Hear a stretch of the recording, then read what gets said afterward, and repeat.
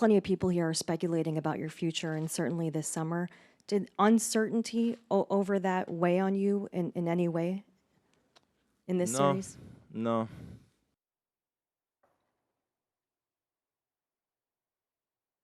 That's basically what happened. There were like 10 seconds of silence, and then he just got up and walked away. For the series, Kyrie Irving scored 102 points on 104 shots.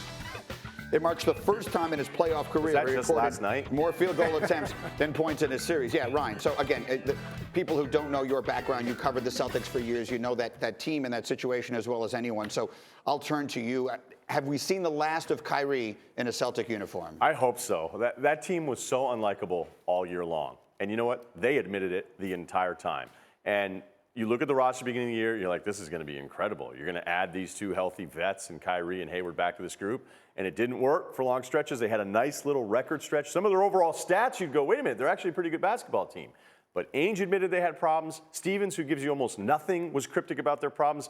Kyrie in the postgame felt like, oh, great, another Dr. Melfi episode. Like every single stretch that they'd have where they'd struggle, they'd have to start telling you how much they didn't get along. So I understand the default rule in the NBA is that you never want to lose the asset for nothing, because then you figure I can't replace it with a $30 million player. Maybe I can move it a little bit later on. But it's so obvious that this team with all of this talent, it didn't click. And to come back and look the same, it seems like that just seems impossible right now. Like, what would the point be?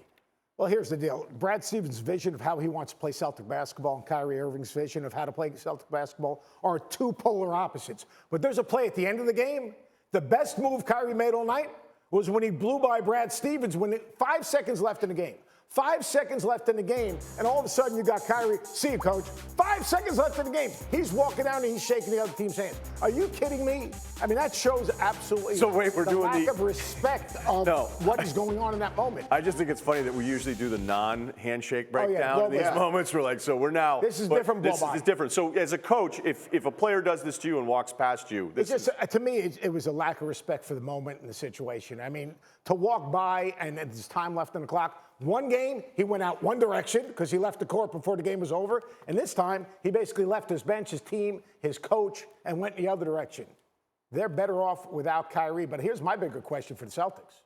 I don't think there's a guy on the Celtics that feels like he's not tradable. Because right now, in a way, it sounds crazy. They almost need to be blown up to get back to who they are. Well, let's see, because the big name hovering above them and around them is going to be Anthony Davis from now until some trade winds up getting made with that superstar.